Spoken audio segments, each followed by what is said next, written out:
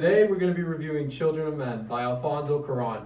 The story follows Theo, played by Clive Owens. The story throws Theo into a situation with the fate of mankind on the line.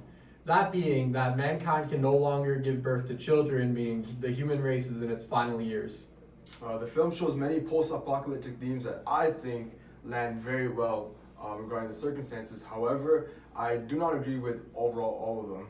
And I think that this can be said for the film as a whole. So the first topic that we will talk about is the camera and directing choices. So in my opinion, Children of Men was very well directed with immersive one-take shots and camera work that obviously required a lot of intense blocking and rehearsal that must have taken months upon time. There's also handheld cinematography that also captured character mood with constantly shifting camera work, capturing entire scenes and the minor details used to amplify scenes. My personal favorite usage of this technique was during the car ambush in the forest. It truly felt like I was in that car during all that chaos that was unfolding, and that frantic, shaky camera work that only amplified that fear of the characters that we're trying to convey during that scene. I would definitely have to agree. I think the camera is very well shot throughout the film, but when you have high budget films like that, I think it's definitely the standard, and I think it definitely does fit the standard of films that type. Now, however, where I disagree with some things in the film, it's in the directing choices and the way that the story unfolds. What I mean by this is that I feel that although Theo is the main character, it feels like if he wasn't there, the story still would have unfolded rather the same, just without him. What I mean by this is, it's a story unfolding, but it's not Theo's story. Like, he has nothing to do with the events in the story, and you could throw another random person in there, he does about the same things. Nothing really changes whatsoever. And this is a directing choice that I'm not sure how I feel about it. I would lean towards it feels more that it makes him feel unimportant and his death just feels less impactful on the story. However, I know the audience had mixed opinions, so I know that some people liked it, some didn't. That's just my stance. Yeah, that's about all. Could I add on to that? I'd actually agree with that. I feel like some scenes, like Theo was just added onto that scene for the sake of it, him being there and to propel, to have him in the storyline. I also agree with the point you said. Like I felt like, his death at the end wasn't really hard hitting because as a whole, his character wasn't, in my opinion, fully developed. But other than that, I would say like it's up to the viewer's interpretation of the film as well, whether you can view Theo as a central character in the story or if he's just a plot device who just moves the story along. So yeah, that's a good point. Yeah, very good analysis. So I think for our second topic now, we're just going to go straight into our acting review of the film. All right. So in my opinion, acting in the film was a hit or miss. I think Clive Owens playing Theo, for the lines he had and when the times that he's shown, it was amazing. I just remember one thing vividly was during the pregnancy scene. That was very well done. His acting of just pure just fascination and fear of just trying to get the baby out, and when the baby was stillborn in his arms for a second, the amount of horror he had in his face, and so then when the baby starts coughing and comes to life, that was an amazing moment, and Clive Owens acted that with perfection. So I was personally a fan of his acting. Definitely, I would definitely have to agree with that. With the material he was given, I think Clive Owens did the best with what he had. Yep, I think he definitely excelled in the role, and I'm not too sure if he won any awards for it, but I definitely could understand if he was nominated. Yeah. However, one thing that I do have against the acting is it's not like a big star-studded cast, but I believe it is your average Hollywood, where there's a lot of recognizable actors. Just my only issue with that is a lot of actors are severely underused. Yeah. One example I can think of is they had the actor from 12 Years a Slave in the movie, and he's a very talented actor. His name doesn't come to my head right now, but he was playing the leader of the rebellion, and I believe his role was to be a villain within the story. It's kind of like the same issue that I had, where it's like he has no integral role into the story. He's just kind of there. He's not even really there as a villain. And I just think that he was underused overall, especially with how good of an actor he is. For sure. I also want to add on to that. I remember Julianne Moore. Julianne Moore was the original leader of the rebellion. She got killed in the car. About 10 or 15 minutes after she was introduced to the film. Julianne Moore is like an A-list actress. To have her be killed off that early, I guess it was kind of like a shock factor to the audience because they wouldn't expect her to die. But I do think they should have given her more time at least to let audience build a relationship with her more, or she just have more opportunities to act out her character and flesh out her character a bit more. I think another issue that I'd like to add on is that I feel you had these big actors, but it feels like there were very limited big roles in the film to go around. So an example is, I believe at one scene you can see a cameo from the Sons of Anarchy lead, Charlie Hunnam, I believe his name is.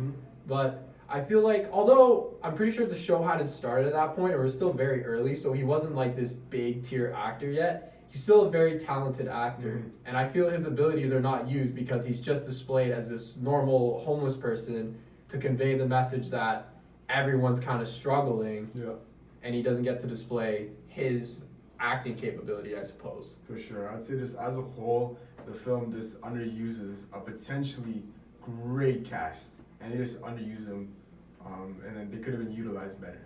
Yeah.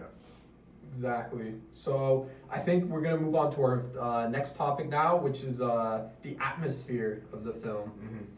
So I think, given the theme of the film, I think they did a very smart job of using like gray and blackish colors just to describe that the world is not the same world that we're used to, and it definitely gives like the post-apocalyptic theme that they were trying to aim for. For sure. Very despairing color palettes. Yeah. And I also think that some scenes, there's just so much going on that like the scene can tell its story itself. Yeah, good point. So an example of this is the refugee camps, where you see everyone trapped in cages and they're throwing stuff out of the buildings, and it's like this whole big scene, and you can kind of get what's going on, but there's a lot up, like you can almost make your own story out of it. Yeah, for sure. I think the directors and the filmmakers capture the atmosphere of what they're trying to portray a post-apocalyptic world in The Children of Men perfectly. I'd also say like the war zone atmosphere, it felt, I don't know how to explain it, it felt like you were there. So much was going on to like comprehend. It feels like as a human, like if you were to place yourself in that scene, that's exactly how it'd be. Like there's explosions going off somewhere, you have people crying in here, there's all these dark, smoky smoke coming out everywhere, fires. It was very well captured, that atmosphere of the film. Very well captured. Very well said, very well said.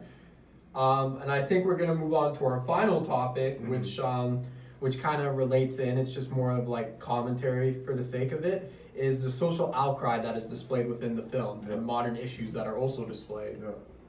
I guess I could start with this. I would say the main one, the most glaring social outcry issue that I found was the immigrant or the illegal immigrant plot that was happening in The Children of Men.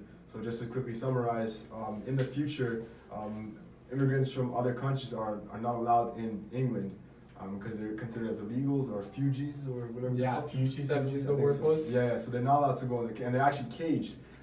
This film was made in 2006 or 7. You still have that, illegal immigrants down in the USA being caged and, very harshly treated at the border, turned back, beaten, caged, imprisoned. All these things are happening 10 to like 12 years down the line. So the fact that, almost in the sense that society hasn't changed, it's the same issues that are occurring. It's a hard picture to imagine, but that's our reality. It's really sad to say that this is what people are dealing with still this much years down the line, but it really speaks to volumes how time really doesn't change much in our world. And I think it also just shows that human nature, no matter what happens, there'll always be war, and there'll always be people that unfortunately are being abused by these systems and mistreated. And I think the film does show that very well. For sure. Do you have any more social outcries that you found? No, I think you definitely tackled the topic very well, and I think it gave a very good explanation. Okay, all right. So lastly, I think we're okay. Lastly, we're gonna go on to the film review. So Nathan, what would you rate this film? Out of 5. Out of 5, I think I would give it a solid 3.5. I think it's definitely not bad to where it's unviewable or anything, but I just don't think it's this masterpiece. I think it has a lot to say. It just doesn't feel like it's effective at saying it sometimes. Very true, very true. I'd also give it a 3.5. I felt like some scenes, they were very slow, especially during those expository scenes. But when the action hit, it was phenomenal. Definitely. It was phenomenal.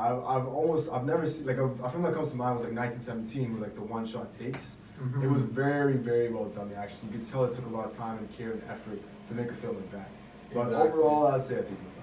I would have to, yeah, I think we're gonna agree on our rating here, Yeah. and I think that just about wraps up our summary. Yep, alright. Thank you, everyone. Take care.